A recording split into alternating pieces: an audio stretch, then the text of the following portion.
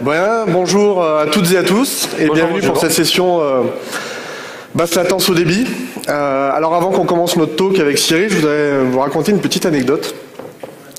C'était pas plus tard que la semaine dernière, c'était à Londres. J'ai assisté à la conférence React. C'était pas la conférence de ceux qui aiment bien les choses du passé, mais c'est une conférence sur la programmation réactive. Et après la première journée, je discutais, comme bien souvent à Londres, une bière à la main avec les speakers et les conférenciers comme moi, et puis on refaisait la journée.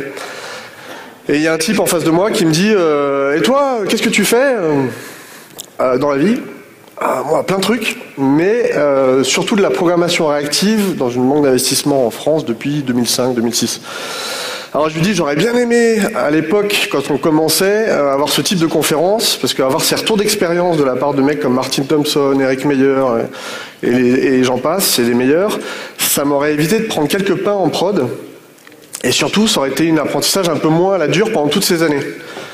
Puis il me regarde, il fait, pendant toutes ces années ? Écoute, jeune homme, moi je fais de la programmation réactive depuis à peu près 30 ans. Ce type-là en face de moi, avec qui j'étais content de boire une bière, en fait c'était Joe Armstrong, c'est un des papas d'Erlang, un langage qui est sorti des laboratoires de Ericsson. Tout ça pour vous dire qu'aujourd'hui avec Cyril, on va vous parler de trading électronique, mais on va surtout vous parler de programmation réactive. C'est pas nouveau, ça existe depuis longtemps en finance, ça existait même avant en telco. C'est pas l'utilisation d'une librairie ou d'un framework. Ça peut vous aider à faire de la programmation réactive, mais ça va pas vous résoudre tous vos soucis. C'est surtout un modèle de programmation et une façon de designer les systèmes. Donc voilà, on va peut-être commencer par se présenter. Donc, Thomas Pirin, architecte technique, mais aussi développeur. Je fais de l'open source, notamment.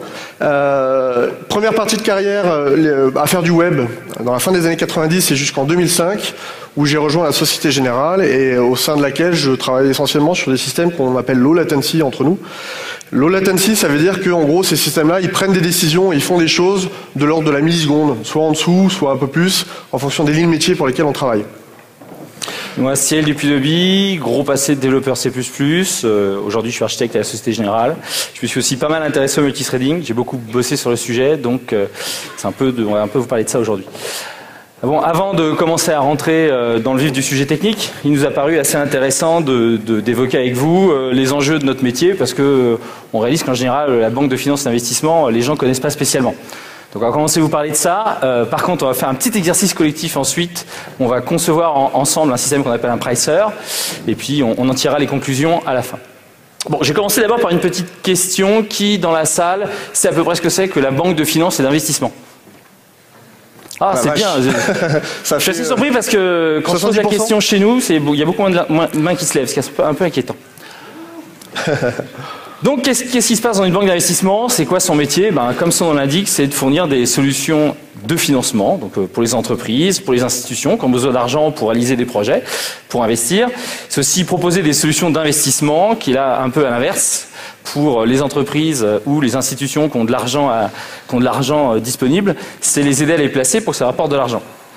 Ça, c'est un peu les parties connues. Il y a aussi une autre activité qui a été célèbre il y a quelques années, qui est la partie où il s'agit de créer des produits financiers plus ou moins sophistiqués, qui sont des solutions d'investissement, mais qui peuvent être aussi des solutions de financement. Et enfin, et c'est surtout de ça dont on va parler aujourd'hui, toute l'activité autour des marchés. Alors voilà, c'est quoi un marché électronique? Je pense que pour la plupart d'entre vous, ça évoque quelque chose comme ça, c'est-à-dire des gens très concentrés, là, en train de regarder des chiffres un peu partout. Achetez, vendez. Et qui regardent aussi, qui ont l'air très concentrés, et qui sourient quand ça monte, et qui font la gueule quand ça descend, ou des fois c'est l'inverse. Enfin, en tout cas, on ne comprend pas très bien. Donc, on va zoomer un peu pour voir un peu ce que c'est qu'un marché électronique. Donc, un marché électronique, c'est une bourse, mais qui s'est électronisée. Donc voilà, on a notre bourse, elle est là. Bon, un des premiers acteurs importants de notre bourse, ça va être l'investisseur. C'est vous, c'est moi, c'est les institutions financières, c'est une entreprise qui, pour une raison qui lui appartient, parce qu'elle veut placer de l'argent, parce qu'elle a quelque chose à réaliser, va passer un ordre. Donc, par exemple, il va dire j'ai envie d'acheter des actions Apple, allez m'acheter 400 actions Apple. Bon, pour des raisons pratiques, l'investisseur, il n'accède pas directement à la bourse, c'est un petit peu compliqué, c'est un système électronique, c'est compliqué, donc il va passer par un intermédiaire qu'on appelle un agent ou un broker. On le voit ici, il est autour de la table. Seulement, on pourrait croire que ça marche magiquement avec les intérêts des uns et des autres et qu'il y a des investisseurs qui veulent acheter pendant que d'autres veulent vendre et que tout ça marche très bien, mais en vrai, ça marche pas comme ça. En vrai, on a besoin d'un autre acteur qu'on appelle les animateurs, les spécialistes ou les market makers en anglais, dont le métier, c'est de s'assurer qu'à tout moment, les investisseurs peuvent réaliser leurs opérations. Donc à tout moment, ils peuvent acheter et vendre. Donc eux, ils sont très concentrés là. On le voit, il est très concentré sur son écran. Son boulot à lui, c'est de vérifier que tout se passe bien, qu'il a un prix à l'achat, qu'il a un prix à la vente et qu'il le fait sans perdre trop d'argent. C'est une grosse partie des gens pour lesquels on a bossé. C'est une grosse partie des gens pour lesquels on va bosser et on va travailler un peu le use case qu'on va construire ensemble après. Il est là-dessus. Enfin, il y a un troisième petit lutin qu'on appelle l'arbitragiste. L'arbitragiste, lui, il est placé en observation, il regarde ce qui se passe sur le marché, il essaye de détecter ce qu'on appelle les inefficacités de marché. Et il va se rendre compte qu'il y a des opportunités intéressantes pour gagner de l'argent assez facilement. Par exemple, il va se rendre compte que l'action Apple que j'évoquais tout à l'heure, elle est cotée 400 $ à New York et qu'elle est cotée 400 € à Paris. 400 $, 400 €. Aujourd'hui, l'euro vaut 1,40 $. C'est vachement intéressant d'aller acheter mon action Apple à New York et d'aller la revendre à Paris, de faire mes conversions euro-dollar et à la fin, j'ai gagné de l'argent. Bon, évidemment, mon exemple est un petit peu exagéré pour que tout le monde comprenne, mais ça, le principe de fond, c'est celui-là. Alors, on peut considérer que c'est bien, pas bien. L'effet net de ce type d'activité, ça va être que les marchés vont s'aligner. C'est bien évident qu'à un moment ou à un autre, soit la bourse de New York va monter, soit le cours à Paris va baisser pour que les cours se balancent. Sinon, il y a des fuites d'argent. Donc voilà, ça c'est ce qui se passe autour du marché électronique. Maintenant, rentrons un peu dans le cœur du sujet, le marché électronique en lui-même. Alors, qu'est-ce que c'est qu'un marché électronique ? Au cœur du marché électronique, on a ce qu'on appelle le carnet d'ordre. Il va stocker les intentions d'achat et de vente de tous les acteurs. Il va aussi stocker les cours qui sont disponibles. Bon, sa première mission, ça va être de publier des prix en temps réel pour que les gens connaissent les cours. Quand on dit en temps réel, c'est des prix qui bougent plusieurs dizaines à plusieurs centaines de fois par seconde. Jusque-là, tout va bien. Reprenons notre investisseur qui avait envoyé son ordre d'achat. Donc il a envoyé son ordre d'achat, l'ordre d'achat, il l'a inséré dans le carnet d'ordre. Action suivante, on va devoir déclencher ce qu'on appelle le moteur de matching. Alors le travail du moteur de matching, ça va être de regarder dans le carnet d'ordre tout ce qui se passe, est-ce qu'il y a des opportunités. Si on a parlé d'ordre d'achat et de vente, ça paraît assez simple comme ça, mais en vrai c'est un peu compliqué. De nos jours, les bourses proposent des tas de types d'ordres. On va proposer un prix fixe, ça va être un prix qui peut être asservi à quelque chose, ça peut être un prix qui bouge. Bref, c'est vachement compliqué. C'est tout un gros travail, le moteur de matching, qu'il faut le faire en temps réel. Bon, j'ai passé mon ordre, tout va bien, j'ai une exécution. Bon, c'est génial, je vais recevoir une instruction qui me dit c'est super, tu as acheté tes actions Apple, tout va bien.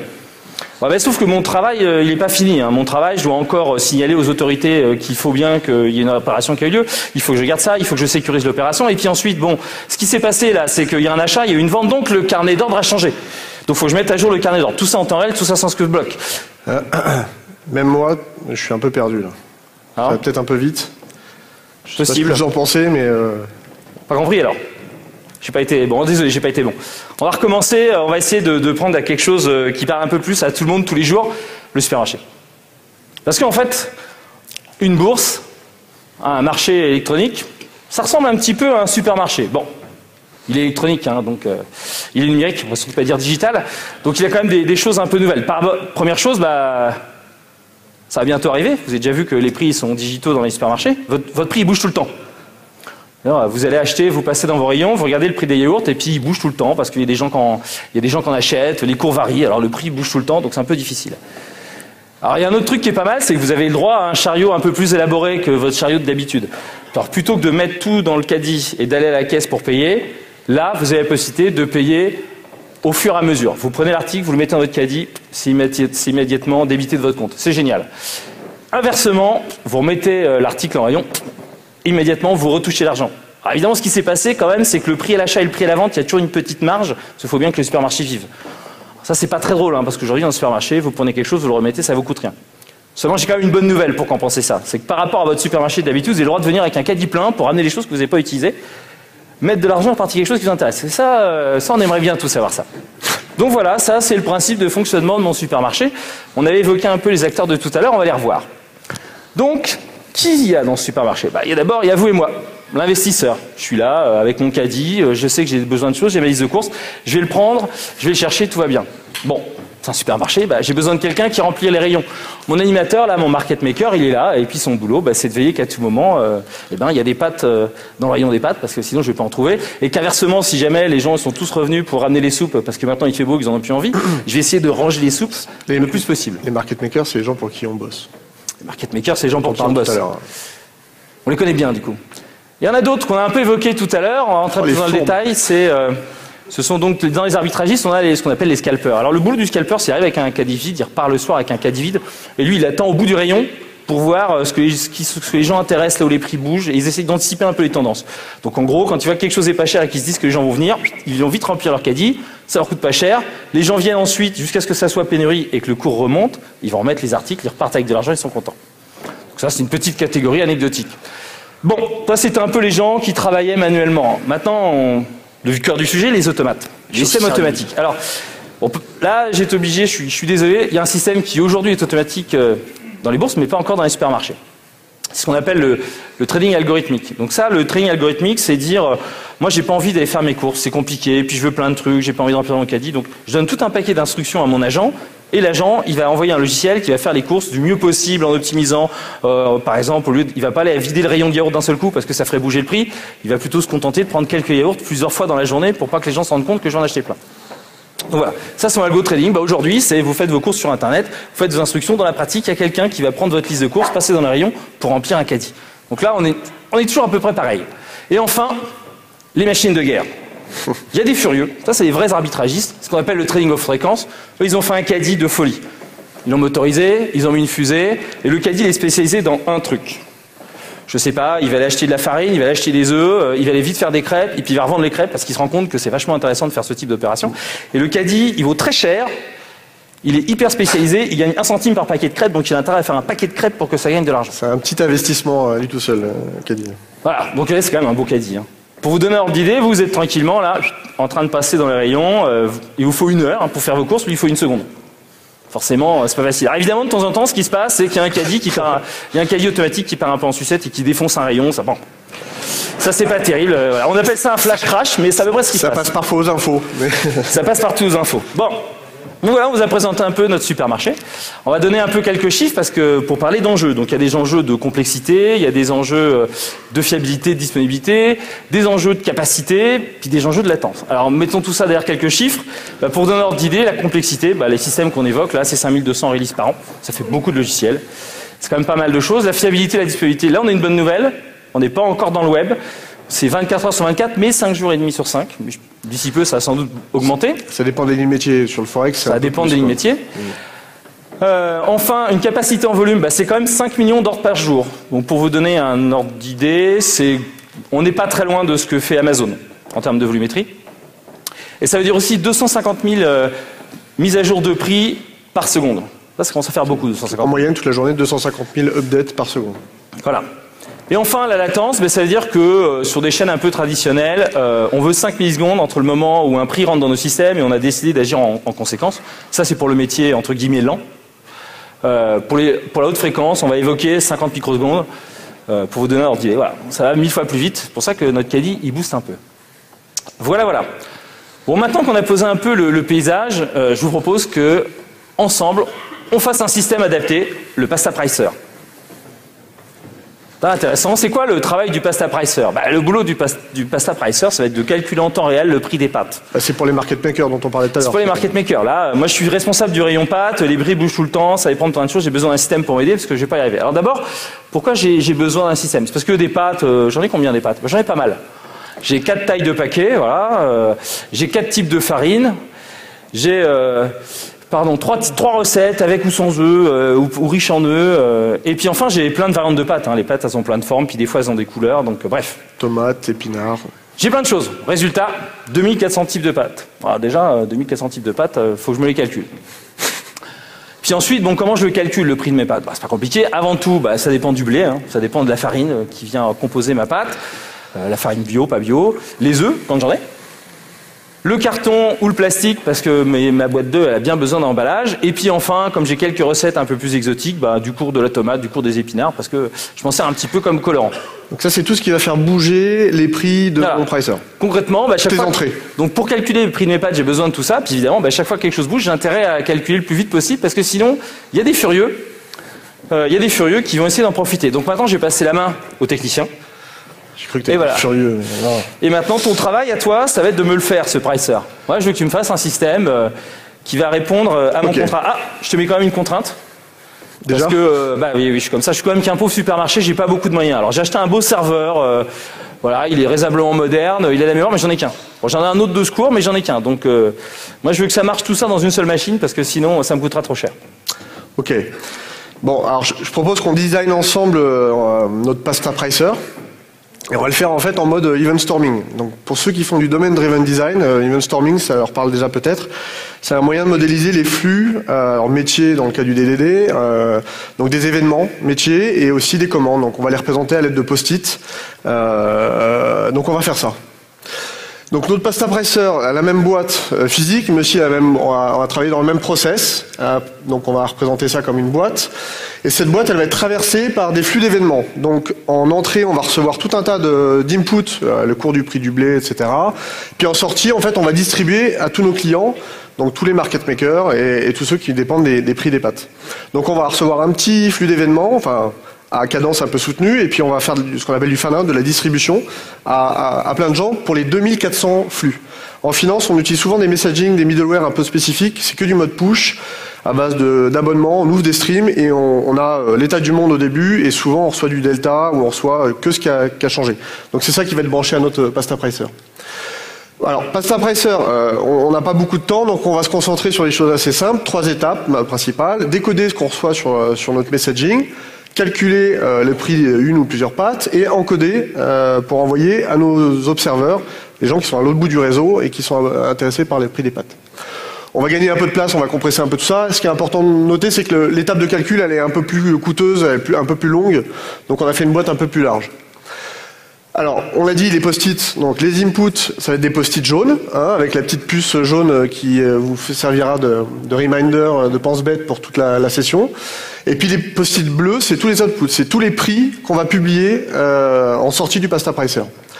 Au milieu, on aura les post-it verts, c'est les types de pâtes, en gros ça va être les instances de calculateurs de pâtes. Donc là, on a gnocchi, penne, on a les 2400 qui sont prêts à être calculés dans notre système. Bon. On commence. De toute façon, on va se familiariser petit à petit avec ce formalisme et puis on va complexifier un peu le truc au fur et à mesure. On va commencer par une approche assez simple, assez un peu naïve peut-être ici, c'est l'approche mono-thread.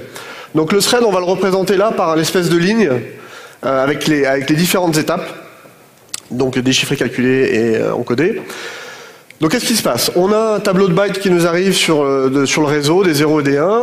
Après l'étape de déchiffrage, donc de décodage, ça va se transformer en un message intelligible par notre système, qui est le prix des œufs, c'est 1,50 €. Donc là, c'est toujours dans le même thread, on n'a qu'un seul thread. Ce message qui arrive en entrée dans le système, en fait, il va avoir plusieurs observateurs, ça va être toutes les pâtes qui dépendent du prix des œufs standard. Donc il y en a un certain paquet dans la file. Donc il y a d'abord les gnocchis, c'est le premier. Donc dans ce thread, on va commencer par calculer les gnocchis. On lui transmet le message en tant qu'observeur. Tiens, les œufs c'est 1,50 €. Recalcule-toi. Le prix des gnocchis c'est 5,40 €. L'étape d'après, c'est d'encoder pour envoyer sur le messaging. Et bien, paf, des 0 et des 1 envoyés sur le messaging et c'est parti. Ce prix des œufs, il va servir tous les autres observeurs, on va dire, dans le pasta pricer. Le suivant, c'est les penne, 2,10 €, et on l'envoie sur le réseau, et ainsi de suite, et ainsi de suite. En fait, dans notre thread unique, on va continuer, on va itérer. Tous les observateurs du prix des œufs standard vont être calculés et publiés. Voilà. Un avis sur la solution ? Moi je suis un peu embêté quand même. J'ai acheté un serveur moderne, alors je connais pas grand chose en technique, mais j'ai quand même regardé et sur l'étiquette il y a écrit que j'ai 16 cœurs. Ouais. J'ai l'impression qu'il y en a qu'un qui bosse là. Alors effectivement, on n'exploite pas la CPU au mieux dans ce modèle-là. Ça c'est clair. C'est le premier inconvénient. Deuxième inconvénient, c'est que le prix des dernières pâtes, une liste d'observeurs c'est souvent une liste chaînée et puis on les appelle les uns après les autres.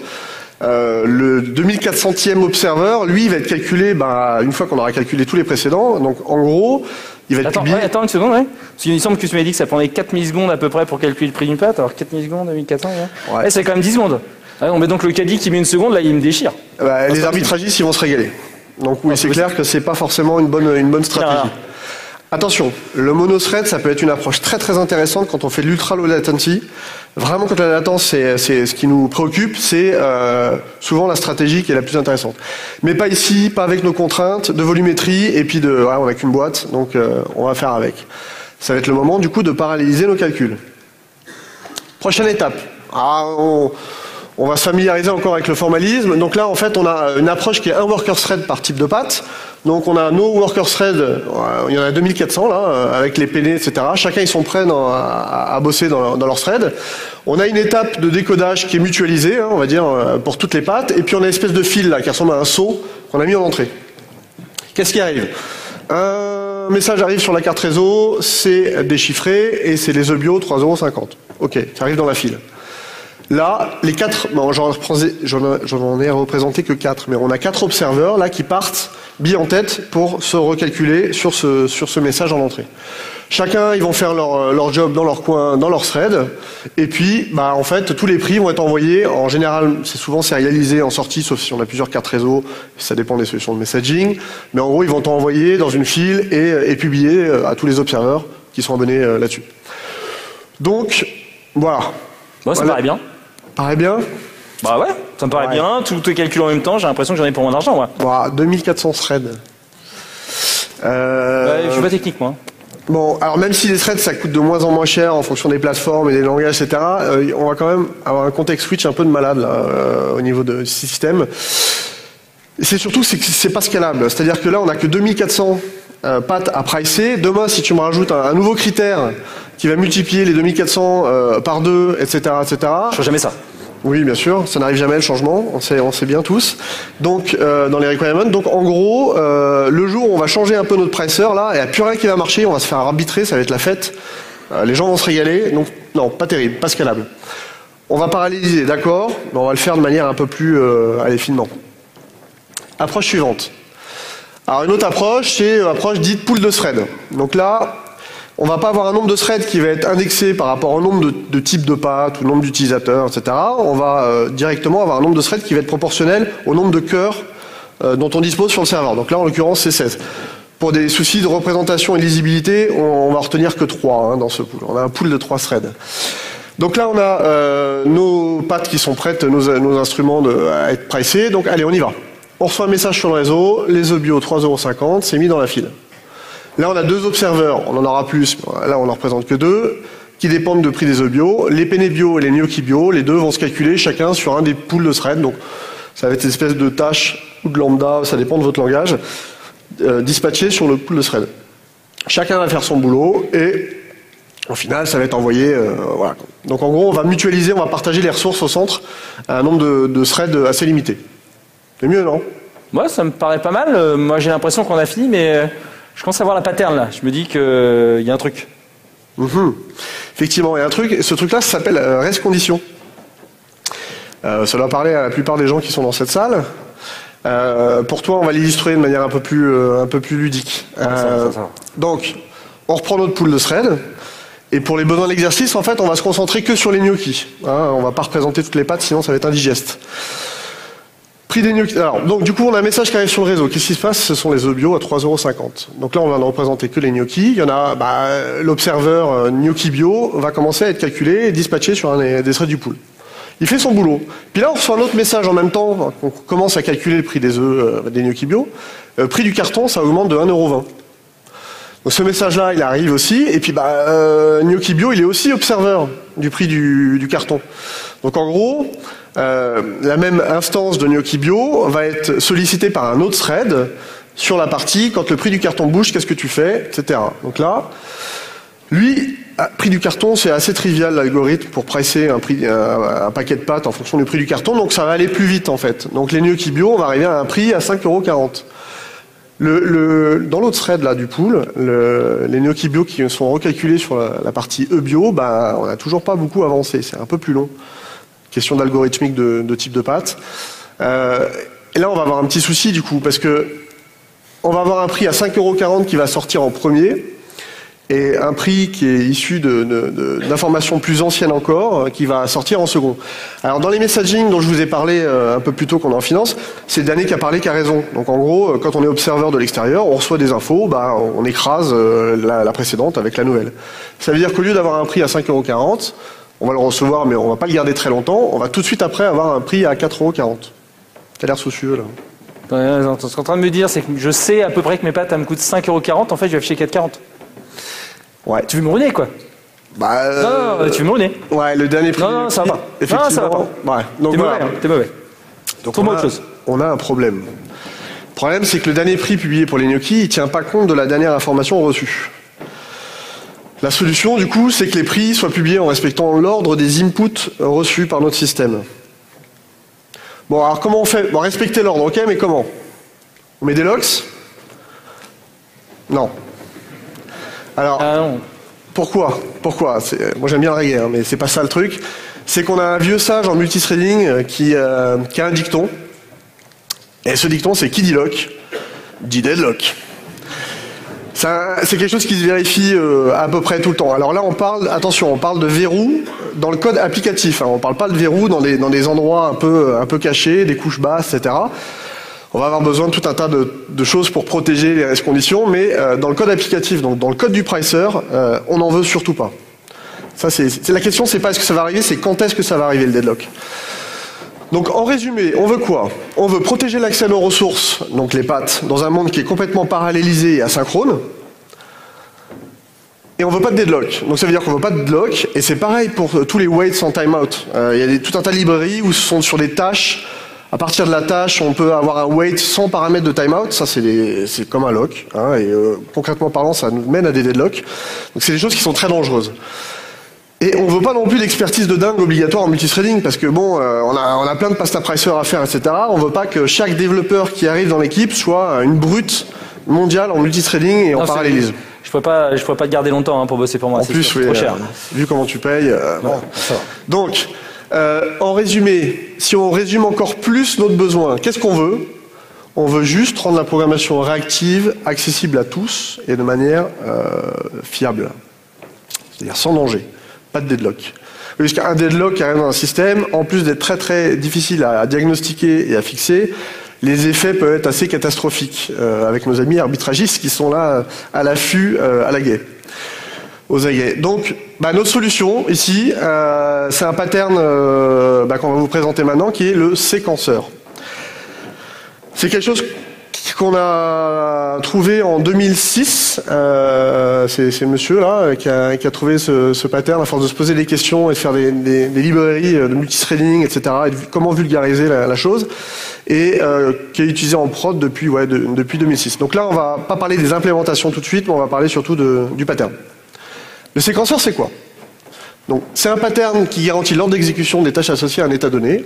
Quand je parle d'état donné, ça peut être ici un stream de pattes, donc un stream de pricer, on va dire. Ça peut être une négociation. Parfois, on a des systèmes qui font de la négociation automatique. Il y a personne derrière. Ce sont que des objets, que des systèmes informatiques qui négocient entre eux. On en trouve beaucoup dans la finance. Et donc, un workflow. Donc, qu'est-ce qu'on veut? Ce pattern, il me permet de maintenir la cohérence de cet état dans un environnement qui, on l'a déjà dit, complètement parallèle et complètement asynchrone. Donc, c'est l'intérêt. Surtout, on veut jamais rien bloquer. Alors surtout sur ton serveur unique à 16 cœurs, etc. Si on veut être capable d'absorber des charges, d'absorber de la charge, on veut jamais bloquer. Parce qu'à partir du moment où on bloque à un endroit dans un système comme ça, événementiel et généralement, globalement asynchrone, c'est là où on va commencer à souffrir en termes de performance. Ça va être un bottleneck pour tout le système. Donc on veut rien bloquer. Voilà. Alors le séquenceur, ça permet de virer tous les verrous dans le code applicatif. Donc pas de lock, pas de wait, sans timeout, etc. dans le code applicatif, donc dans le code du pricer. Donc ça permet d'avoir des espèces de flux de séquences qui vont s'exécuter en parallèle. Chacune va garder sa cohérence et sa séquence, mais les unes et les autres vont cohabiter dans un monde parallèle. Donc c'est-à-dire exploiter vraiment la puissance de tous les corps. Là, j'ai représenté les threads par des petits ronds avec des flèches. Du coup, là, on commence. Il n'y a pas d'affinité, en fait. Le séquenceur n'impose pas d'affinité avec un thread. Certains modèles à base d'agents gardent une affinité avec des threads. Là, non. On va commencer notre séquence avec un thread, et puis un peu plus tard, on passera sur un autre thread. Pas tout le temps. Il y a des stratégies d'optimisation. En général, on préfère rester sur le même thread pour éviter tout un tas de context switch. Mais c'est possible. C'est léger, c'est pas un objet système, c'est quelque chose d'assez simple. Derrière, il y a quelques listes chaînées, etc. C'est un objet qui est assez léger. Donc on peut en avoir un certain nombre avant d'être sensibilisé aux problématiques de GC et autres. Et surtout, ça se partage. C'est-à-dire qu'entre mes différents pricers de pattes, on peut se partager le même séquenceur. La gestion des race conditions va être gérée à l'intérieur du séquenceur. Donc en post-it, ça donne quoi? En vert, on a toujours nos classes qui agrègent, alors qui font les pricing des pattes, et les gnocchis va agréger un séquenceur de gnocchis. Donc le séquenceur, ça va être le post-it violet. Donc lui, c'est le séquenceur à qui on va confier des tâches à séquencer. Alors ça ressemble à quoi là, un séquenceur? C'est juste une petite interface toute simple, qui est une seule méthode, qui est dispatch d'une tâche, alors delegate, lambda, tout ce que vous voulez, ou iTask ou task. Donc dispatcher des choses à faire à ce séquenceur. Donc c'est complètement asynchrone, ça retourne tout de suite, ça retourne void. Bon, alors on va essayer de le montrer en action. Donc le pass pricer. Voilà, on a notre pool de thread, toujours pareil. Et là, on remarquera qu'il y a des petits séquenceurs en violet associés à chacune des types de pattes. Le message arrive, on le déchiffre. Les œufs, c'est 1,50 €. Là, l'observeur gnocchi, qu'est-ce qu'il va faire? Il va recevoir en tant qu'observeur ce message et il va le dispatcher tout de suite à son séquenceur qui l'agrège. Le séquenceur, il aura une espèce de fil en interne qui va le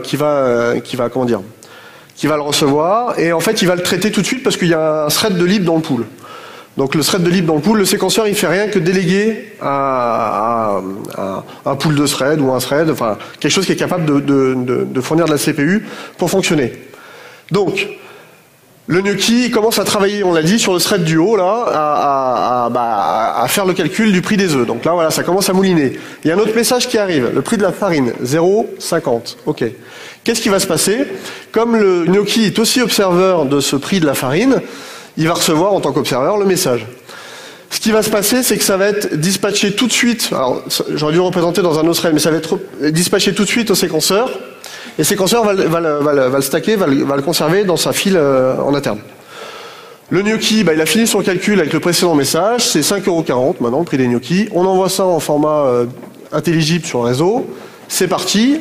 À partir du moment où il a fini de travailler dans le même thread là, en fait on va continuer à dépiler les messages qui sont toujours en cours pour le gnocchi. Donc lui c'est parti et le thread il continue et il finit de dépiler ce qu'il y a pour le gnocchi, conserver l'ordre. Voilà. On va le faire peut-être en mode très, très rapide et pour que tout le monde imprime bien ce qui se passe. Pool de thread, on reçoit le message, c'est envoyé sur les gnocchis, qu'il confie à son séquenceur qui commence à bosser. Les autres messages arrivent, comme le séquenceur est en cours, en train de traiter la tâche, c'est mis en attente dans le séquenceur et ça fait le boulot et une fois qu'il a fini de dépiler la tâche en cours, il continue à dépiler les tâches qui étaient à faire, on va dire, pour ce séquenceur et on envoie les prix dans le bon ordre. Pas de race condition. C'est pas mal. C'est pas bien. Ouais. Bon, on s'approche. Ouais. Bon, alors du coup, sous le capot du séquenceur, qu'est-ce qu'on a? On a une légère complexité. Alors, je l'ai mis en tout petit pour que personne n'essaie de regarder et de comprendre, etc. Parce que ça serait l'objet d'une autre presse, peut-être. On en reparlera d'ailleurs tout à l'heure. De comment aller regarder plus en détail si ça vous intéresse. L'implémentation, il y en a eu plusieurs, en fonction de techno, de stack, etc. Il y en a qui ont utilisé des verrous, des locks en interne, donc dans le séquenceur. D'autres qui utilisent des technologies de lock free, basées sur des compare and swap, des opérateurs atomiques au niveau du processeur qui permettent de faire la programmation lock free.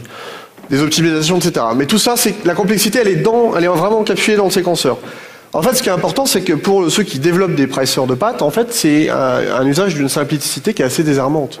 Parce qu'en fait, on confie des tâches, des lambda, à ce séquenceur. Alors, on a parlé de la simplicité, on a d'autres avantages du séquenceur, la lisibilité, la fiabilité, on n'aura plus de race condition, et plus de deadlock non plus, parce qu'on a Dans ce modèle-là, on n'utilise plus de lock. Et c'est surtout non bloquant. Tout est complètement asynchrone. Alors, en revanche, il va nous manquer un autre outil. Ah bon? Ouais. Je m'en doutais. Eh oui. De l'eau qui dort, se méfier, il faut, nous dit le maître. Qu'est-ce qu'il veut dire par là? Ah ouais, c'est qu'on a des pics de charge, en fait, à absorber.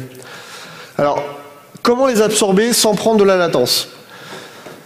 Un système qui va se faire ensevelir d'input alors qu'il est en peine à processer tout ça avec sa CPU limitée, son nombre de corps limité, son serveur unique, etc. Il va avoir du mal à juguler un peu ces pics de charge. Donc comment faire?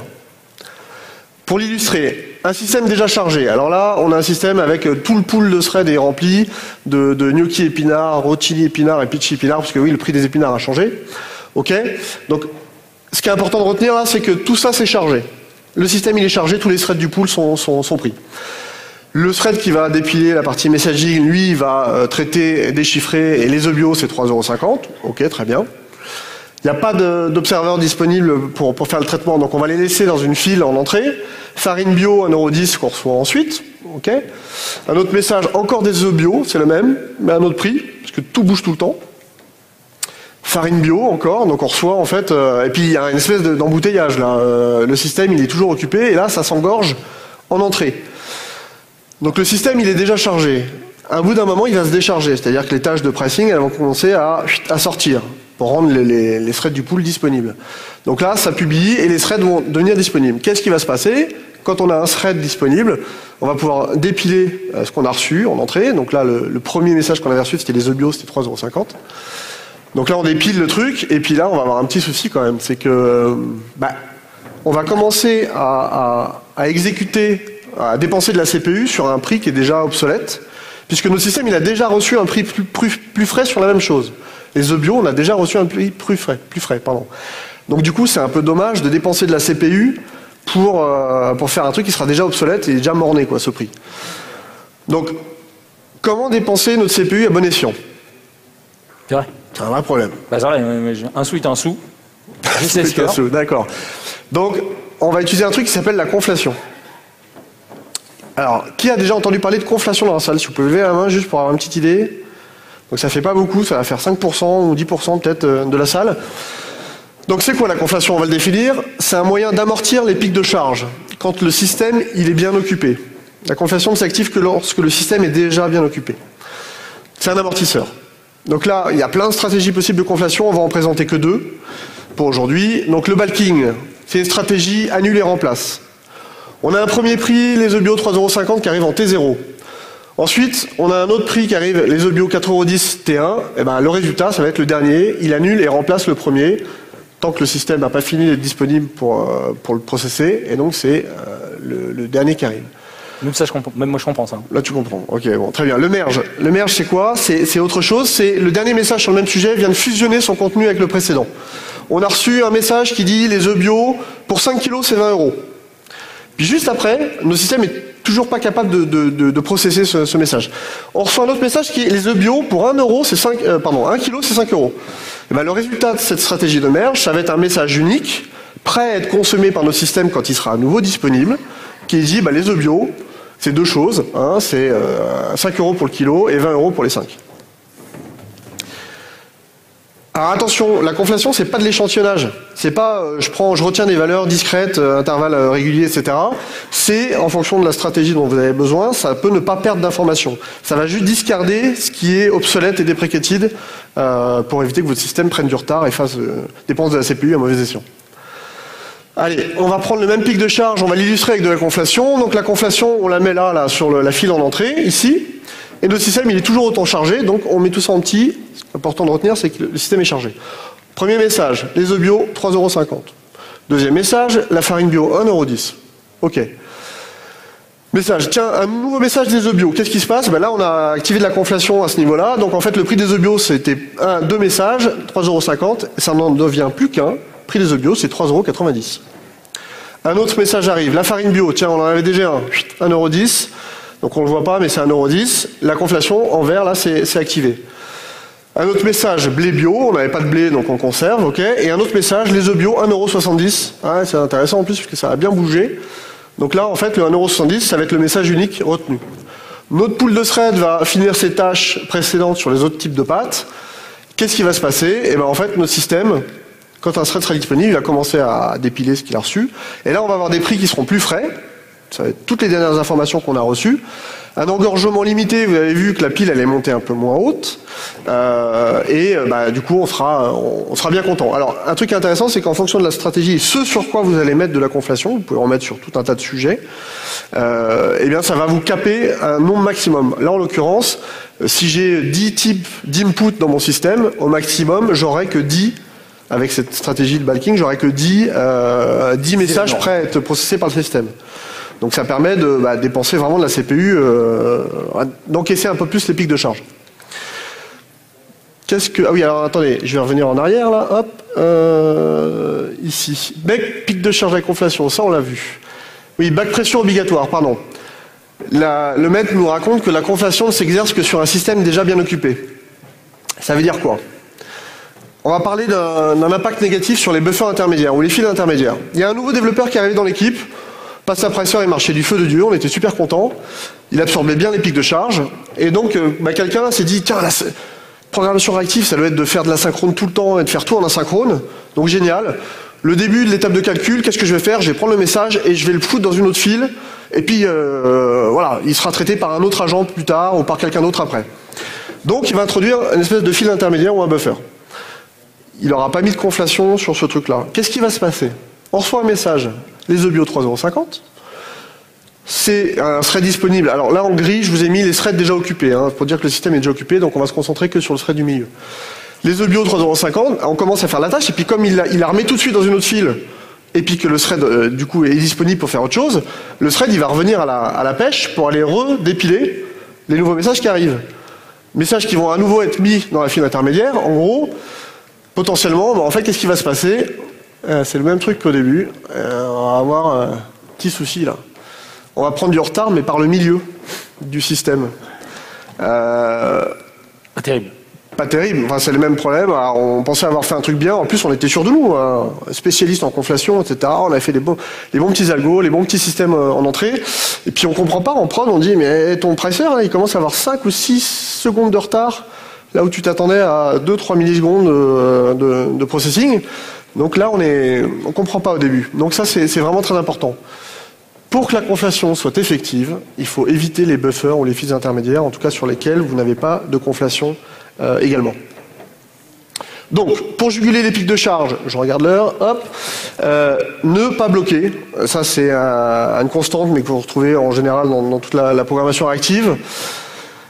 Pensez à mettre de la conflation et le faire de manière un peu précautionneuse, donc pas de buffer intermédiaire. Quelques facteurs clés pour le succès quand on développe ce type de pricer, de pattes ou d'options ou de produits financiers, c'est l'importance de la modélisation dans votre parallélisme. Alors, il y a une pléthore d'offres en programmation parallèle, tout un tas d'API, de librairies. Donc on peut parfois se perdre au début dans la partie technique en disant ah ça a l'air super, tiens je vais faire de l'asynchronisme partout, je vais tout mettre en asynchrone, etc. Ce qui est important, c'est de comprendre ce que fait votre système. Qu'est-ce qui peut être parallélisé et qu'est-ce qui n'a aucun intérêt à être parallélisé, c'est vraiment clé. Donc c'est important de se poser les questions. Alors nous on l'a représenté avec des dessins comme ça et des post-it. Ça peut être une façon de faire, mais ce qui est important c'est qu'avant d'utiliser une boîte à outils, de comprendre ce que vous avez à faire. C'est la partie un peu fonctionnelle, on va dire, du pricer. L'autre chose importante, c'est l'importance de la mesure. Alors, on n'aura pas beaucoup de temps pour aujourd'hui, mais mesurez. N'inventez pas on a tous des biais de confirmation. On s'imagine que c'est ça qui pose tel problème de prod ou qui rajoute de la latence. C'est des débats d'experts sans fin parfois. Mesurons. Là-dessus, il y a une presse qui est assez géniale de Coda L, Metrics Everywhere, qui répète Mind the Gap. Si vous l'avez pas vu, je vous encourage vraiment à aller la voir. C'est disponible sur YouTube, on mettra le lien à la fin. Il y a un autre grand monsieur du monde Java qui s'appelle Gil Tenney, qui est un des fondateurs de Azul et qui fait notamment la JVM Zing, qui a une présentation qui est disponible sur InfoQ qui est comment ne pas mesurer la latence. C'est assez génial, il explique tout un tas de pièges, parce que mesurer la latence c'est très compliqué. Donc en gros il dit n'échantillonnez pas. Quand vous mesurez la latence, prenez toutes les valeurs et gardez toutes les percentiles et comme ça vous verrez les pics, les bursts. c'est pas d'écart type, on fait pas d'écart type, on fait pas d'approche statistique quand on veut mesurer la latence, ça ne marche pas. D'ailleurs, il y a un débat d'experts entre Kodael et Giltene. Je pense que Giltene est un peu plus calé sur le sujet, et je vous encourage à aller voir sur le blog de Mechanical Sympathy tout le thread là-dessus. Donc, pas d'écart type, conservez toutes les valeurs et observez tout ça. Bon, on va demander un avis au maître. Oui, alors il nous dit quoi? Il nous dit un ensemble de propriétés, un système réactif. Et la programmation réactive, c'est pas une librairie, c'est pas juste de faire de la synchrone, c'est un ensemble de caractéristiques et de propriétés, dont tu vas nous parler juste après, Cyril, oui. Qui font que le système est réactif. Donc utiliser telle librairie ou tel langage, ça rendra pas de facto votre système réactif, ça va vous aider, mais il va falloir penser à tout un tas de sujets. Tiens. C'est une bonne transition vers la conclusion. On a beaucoup parlé du Reactive Manifesto ici, et qui connaît le Reactive Manifesto? On a pas mal de monde quand même. 30%, 35%. C'est quand même une part significative, parce que c'est quand même un sujet assez spécifique, donc qui a été poussé assez récemment. Donc, ça recouvre beaucoup de choses, on va pas forcément complètement le parcourir. Ce qu'on voulait vous montrer, c'est qu'aujourd'hui, à travers le séquenceur, on a abordé deux aspects assez importants, qui étaient la dimension réactivité aux événements. Bon, clairement, on l'a pas tellement dit au début, mais ça s'implicite sur la façon qu'on est de représenter et de faire le chemin ensemble. C'est un système complètement piloté par les événements. On a aussi beaucoup discuté de comment on allait réagir à la charge, en particulier en ne traitant que ce qui était pertinent via la conflation. Et du coup, et c'est ça qui est très important, c'est un outil merveilleux, effectivement, parce que comme le disait Thomas, quand on fait de la conflation, quand on est en mesure de le faire, on peut d'ores et déjà connaître sa charge maximale. Parce que sa charge maximale, c'est le nombre d'entrées possibles que j'ai, et le nombre d'entrées possibles, c'est le nombre d'items que j'aurai à traiter. Donc ça, c'est quand même une dimension importante. Il y a deux autres aspects qui sont aussi assez importants, qui vont être la réaction aux pannes, et aussi l'aspect rester réactif dans la perception des utilisateurs, qu'on n'a pas abordé aujourd'hui. La Société Générale, là, avec le séquenceur, il couvre aussi l'aspect réaction aux pannes. On n'a pas parlé parce que ça a été trop long, et puis que là, les post-it ne suivaient plus. Ce qui est intéressant, si ça vous intéresse, comment réagir aux pannes, etc., il y a un super bouquin qui s'appelle Release It, comment faire des systèmes production ready, qui parle de tout un tas de patterns et d'anti-patterns sur le sujet. C'est vraiment une bible, c'est truffé d'anecdotes, c'est génialissime. Donc vraiment. Voilà. Donc ça, et enfin, rester réactif aux utilisateurs. J'ai un peu fait l'utilisateur et j'avais quand même un vrai enjeu derrière. Donc ça, c'était assez important pour moi. C'est très concret, le retard. Donc, et là-dessus, c'est Martin Thompson et son blog Mechanical Sympathy qui parle un peu mieux de tout ce qui est low latency. Pareil, en termes de référence, ça peut être intéressant de vous y référer. Donc pour finir, ce qui était important, on voulait parler un peu de réactivité et de revenir à quelques fondamentaux. Quand même, avant tout, faire un système réactif, être réactif, c'est pas un marteau en or. C'est-à-dire, c'est pas parce que j'utilise un framework particulier dont l'on pourrait évoquer la réactivité que je vais faire un système réactif. Pas du tout. Ah, surtout pas. Il suffit pas d'utiliser une solution, ça n'a rien à voir. C'est un merveilleux outil, possible que d'ailleurs sans ce type d'outil on puisse le faire. C'est très compliqué, on a été obligé de le faire, d'en avoir à nous-mêmes. Donc surtout, c'est pas un marteau en or. C'est plutôt, au fond, une forme particulière de design. Il faut repenser nos systèmes de façon complètement différente, avec une approche, pas forcément très nouvelle, mais en tout cas une approche inhabituelle. Ça, c'est important. Et du coup aussi, qui a besoin de nouvelles patterns, parce qu'on est dans un nouveau mode. L'event-driven, on en parle beaucoup, mais finalement, on évoque assez peu de patterns autour. On vous a présenté finalement deux aujourd'hui. C'était la conflation, la configuration et la séquence. Il y en a un autre aussi, effectivement, qui est le merge, qu'on a évoqué sans creuser. Voilà. Donc, on va le redire, c'est parce que ça mérite d'être dit. Ce n'est pas un marteau en or, c'est pas parce que vous passez par une solution que vous allez être réactif.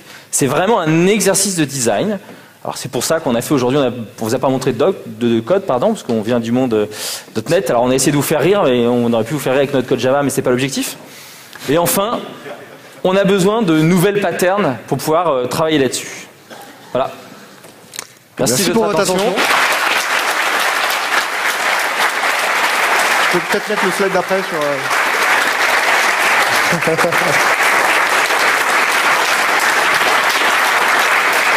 Alors voilà, pour les slides seront bientôt disponibles, et pour ceux qui sont équipés, on vous a donné quelques liens sur des divers éléments qui sont assez intéressants.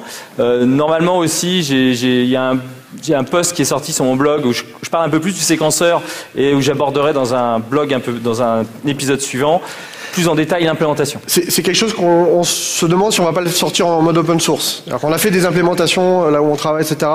Et on se dit qu'il y a peut-être... ça va capitaliser beaucoup d'expérience. Capitaliser beaucoup d'expérience. C'est peut-être quelque chose qu'on a envie de se faire. Donc si ça vous intéresse, etc., n'hésitez pas sur Twitter, sur nos blogs. Voilà. Et si vous voulez contribuer, vous serez les bienvenus aussi. Donc il nous reste un peu de temps pour prendre peut-être une ou deux questions. Une question. Je vais répéter, vas-y.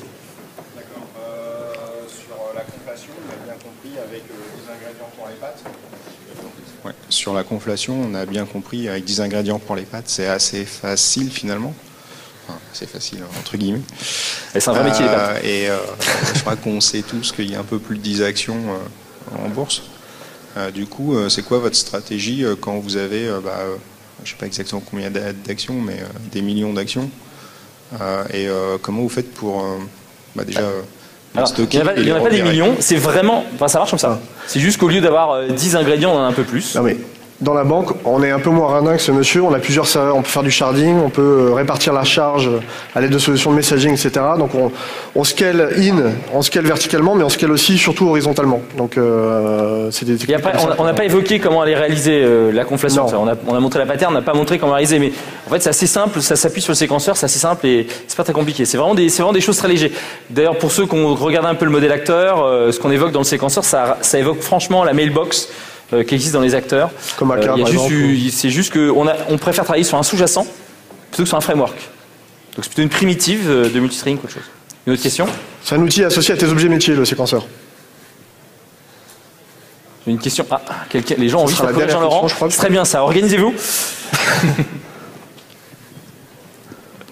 Alors, finalement, on a vu qu'avec la conflation au début, donc, on a capé le nombre d'entrées OK. Mais finalement, quand on passe à l'étape suivante, est-ce qu'on peut pas avoir le même problème, à savoir que là aussi, on a un prix pour les œufs plus frais qui arrive au moment où on a lâché le résultat de l'agrégation. Finalement, est-ce qu'on n'a pas que déporté le problème? Non, on l'a pas déporté. Il n'y a pas de solution magique. C'est-à-dire que même dans la vie courante, l'information met du temps à circuler, elle met du temps à être traitée. C'est une très bonne question.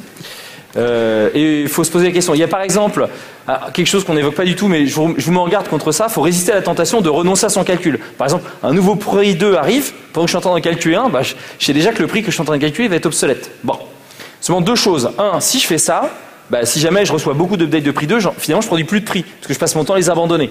Donc ça c'est un problème. Donc tu vas te retrouver en famine, tu vas commencer les tâches, tu vas les abandonner, commencer les tâches et tu vas jamais finir en fait. Et après j'ai un autre problème, c'est que j'ai envoyé un prix avant.